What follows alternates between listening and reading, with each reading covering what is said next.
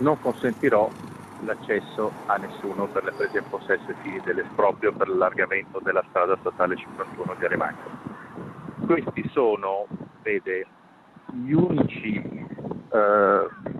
ruderi che testimoniano il passaggio del disastro del Vajont. Si è autodenunciato alla Procura della Repubblica di Belluno e non intende arretrare di un passo per tutelare in ogni modo possibile quel fazzoletto di terra che custodisce da 56 anni uno degli ultimi siti che racchiudono la memoria della tragedia del Vajont.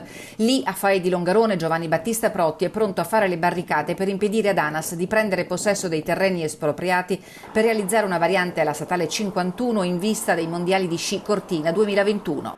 Io sono figlio di superstiti, la mia famiglia come tale ha voluto mantenere questi ruderi che non sono mai stati né abbattuti né ricostruiti.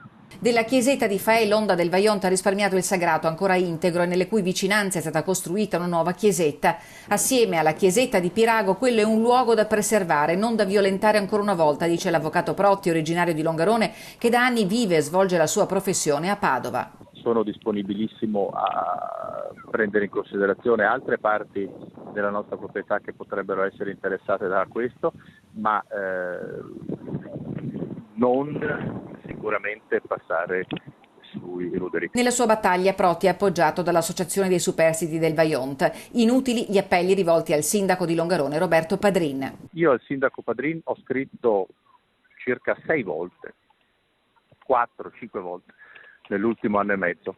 Mai ho ricevuto una risposta, una telefonata, una presa di posizione. La protesta sarà clamorosa, anche a costo di un'azione penale. Se incorro in delle violazioni di precetti penali, ho già sollecitato il procuratore della Repubblica ad esercitare l'azione penale contro